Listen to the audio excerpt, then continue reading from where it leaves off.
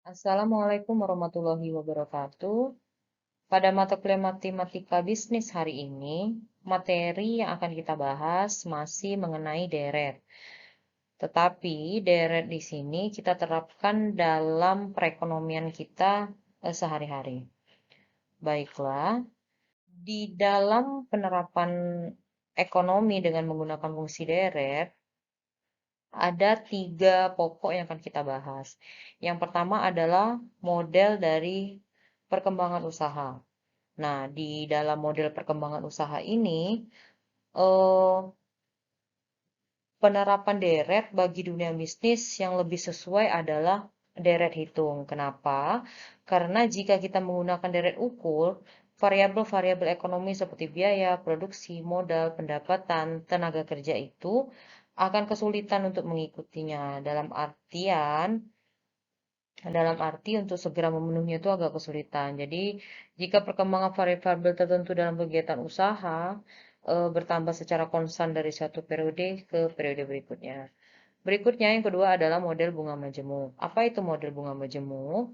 Merupakan penerapan deret ukur dalam kasus simpan pinjam dan kasus investasi. Nah, kalau misalnya di bunga majemuk ini lebih mengarah ke deret ukur.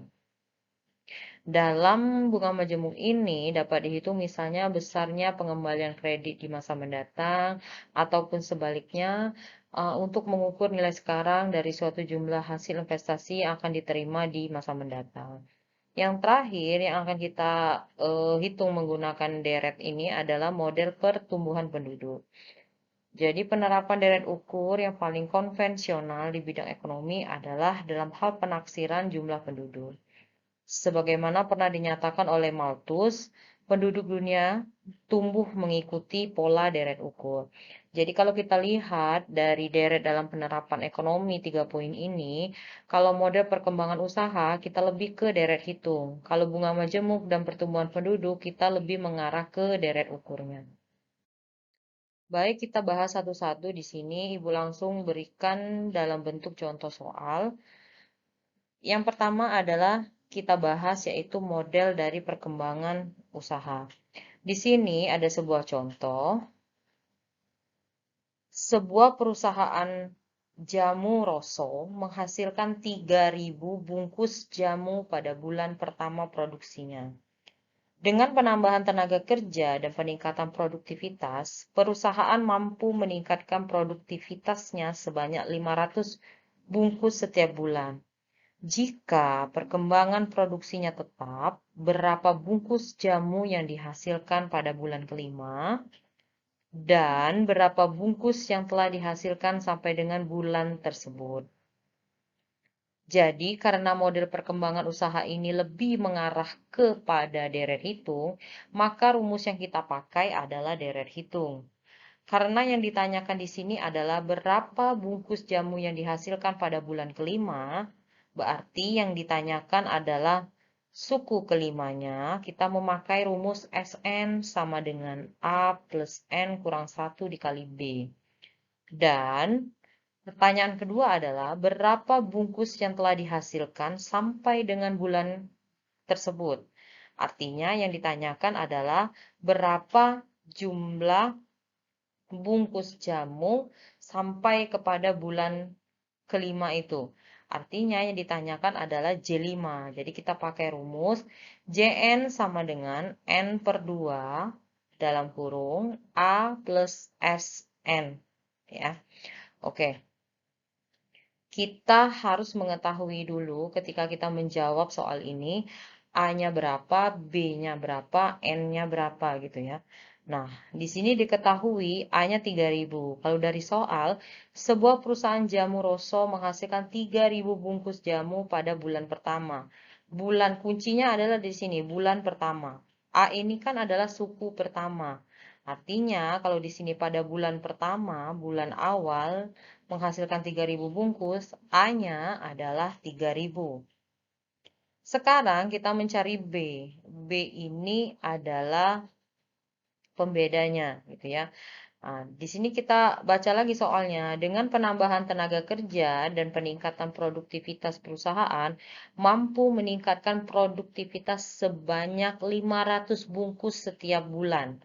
Artinya, dengan penambahan SDM, produktivitas itu meningkat. Jadi perusahaan mampu meningkatkan produktivitasnya, produksi barangnya sebanyak 500 bungkus setiap bulan. Jadi setiap bulan itu ada kelipatan 500 bungkus gitu ya. Jadi kita bisa buat di sini B-nya adalah 500. Nah, N-nya berapa N? N itu kita lihat apa yang dicari di sini. Suku keberapa yang dicari. Ya, di sini ditanyakan adalah berapa bungkus jamu yang dihasilkan pada bulan kelima. Berarti N-nya di sini adalah 5. Nah, jika kita sudah mengetahui eh, A, B, dan N-nya, kita gampang untuk memasukkan angka-angka itu ke dalam rumus. Kita cari dulu pertanyaan pertama ini. Berapa bungkus jamu yang dihasilkan pada bulan kelima? Untuk menjawab ini, kita pakai rumus SN. SN sama dengan A ditambah N dikurang 1 dikali B. Kita masukkan di sini SN, karena yang dicari adalah bulan kelima, berarti S5 sama dengan A-nya tadi sudah kita ketahui, A-nya adalah 3.000. Masukkan 3.000 di sini. Ditambah, kita buka kurungnya. N adalah yang dicari suku keberapa? Suku kelima. Berarti kalau N-nya S5, berarti N di sini 5 kurang 1. Dikali B. B ini adalah pembedanya tadi 500 dikali 500 sama dengan 5.000. Jadi, bungkus jamu yang dihasilkan pada bulan kelima adalah 5.000. Nih, ya, 5.000. Sekarang kalau kita sudah tahu SN-nya, kita sudah mengetahui suku kelimanya, sekarang yang kita akan cari adalah pertanyaan nomor 2. Pertanyaan nomor 2 ini adalah berapa jumlah bungkus sampai dengan bulan kelima, artinya JN yang kita cari. Nah, ketika SN-nya sudah ketemu, kita cari JN-nya. JN-nya adalah JN sama dengan N per 2 di dalam kurung A plus SN. SN tadi kan kita sudah ketemu hasilnya 5.000 ya. Sekarang kita masukkan di sini rumusnya JN. Karena yang dicari adalah jumlah sampai bulan kelima. Berarti di sini J5 sama dengan N adalah jumlah yang akan kita cari. Ya, N-nya di sini. N-nya jumlah sampai suku keberapa? Karena dicari adalah sampai suku kelima. Berarti 5 per 2. 2 ini didapat dari rumus yang sudah ada. Kita buka kurung lagi. A-nya berapa? A-nya kan tadi 3.000. Masukkan sini. Ditambah 5.000. Nah, 5.000 ini didapat dari mana? Didapat dari S5 tadi. Ini SN kan? Didapat dari hasil yang kita cari di awal tadi. S5 sama dengan 5.000. Masukkan sini 5.000. Tutup kurungnya. Ya. Sekarang kalau untuk mencari hasil J5 ini, karena di dalam kurung ini, karena penjumlahannya di dalam kurung, jadi kita harus mengoperasikan dulu di dalam kurung ini ya. 3.000 ditambah 5.000 berarti 8.000. Ya, 8.000 dikali 5 dibagi 2, hasilnya 20.000. Jadi J5 sama dengan 20.000. Ingat ya, ketika ada rumusnya di dalam kurung, berarti yang kita operasikan dulu adalah yang di dalam kurung. Baru kita kalikan atau kita bagikan dengan angka yang di luarnya. Jadi ketika kita sudah dapat hasilnya, kita buat kesimpulan di bawah. Jumlah produksi pada bulan kelima adalah 5.000 bungkus, sedangkan jumlah seluruh jamu yang dihasilkan sampai dengan bulan tersebut adalah 20.000 bungkus. Artinya adalah sampai bulan kelima itu jumlah produksinya adalah 5.000. Sedangkan jumlah seluruh jamu yang dihasilkan sampai bulan kelima adalah 20.000 bungkus. Oke. Berikutnya, ini adalah penerapan ekonomi menggunakan model bunga majemuk. Pada model bunga majemuk, kita menggunakan dua rumus. Rumus yang pertama adalah kalau kita ingin mencari jumlah di masa datang dari suatu jumlah sekarang, kita pakai rumus ini. Fn sama dengan P dalam kurung 1 ditambah I pangkat N. Penjabarannya adalah P itu jumlah sekarang, I itu tingkat bunga per tahun, N itu jumlah tahun. Sedangkan rumus yang kedua adalah jika kita ingin mencari present value dari suatu jumlah uang tertentu di masa akan datang. Kalau rumus yang pertama kita mencari jumlah sekarang, berarti kita kalau rumus yang sebelumnya kita mencari jumlah yang akan datang dari nilai sekarang, kalau rumus yang kedua ini kita mencari nilai sekarang dari jumlah uang tertentu di masa mendatang gitu ya. Rumus yang dipakai adalah ini. P sama dengan 1 dibagi 1 ditambah I pangkat N dikali F. F ini adalah jumlah di masa datang, I itu adalah tingkat bunga per tahun, N itu jumlah tahun. Oke, ini adalah contoh dari model bunga majemuk. Seorang nasabah meminjam uang di bank sebanyak 5 juta untuk jangka waktu 3 tahun. Jadi nasabah itu pinjam uang di bank sebanyak 5 juta selama jangka waktu 3 tahun. Ya, dengan tingkat bunga 2% per tahun. Berapa jumlah seluruh uang yang harus dikembalikannya pada saat pelunasan? Artinya setelah 3 tahun berapa keseluruhan uang tersebut kalau kita cari hasilnya itu berapa gitu ya. Diketahui, nah kita harus mengetahui dulu P-nya berapa P-nya. Jadi uang yang dipinjam itu sebesar 5 juta, berarti kita masukkan di sini P-nya itu 5 juta. N ini adalah berapa lama jangka waktu peminjaman uang tersebut. Kalau di sini disebutkan adalah 3 tahun, kita masuk N-nya 3 tahun. I ini adalah bunga, interestnya 2%, kita desimalkan menjadi 0,02. Karena yang dicari adalah uang yang akan dikembalikan di masa yang akan datang atau uang yang akan dikembalikan ketika pelunasan, maka rumus yang dipakai kita pakai rumus yang pertama. F sama dengan P, buka kurung 1 ditambah I pangkat N. F di sini ada F sama dengan, P-nya tadi udah kita ketahui ya. P-nya adalah 5 juta, buka kurung, 1 ditambah 0,02. I ini adalah interest bunganya 0,02 pangkat 3. F sama dengan 5 juta, ini buka kurung nih ya. 1 ditambah 0,02 itu 1,02 pangkat 3. Jadi pangkatan dari 1,02 pangkat 3 ini adalah 1,01208.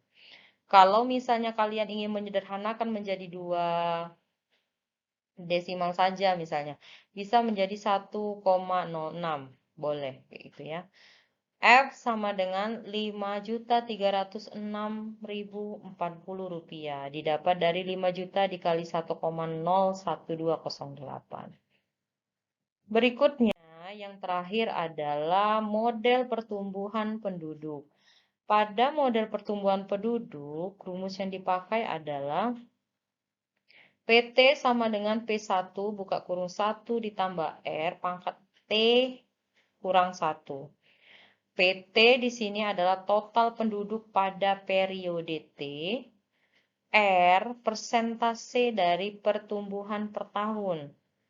P1 total penduduk pada awal periode per tahun. T adalah indeks waktu atau tahun.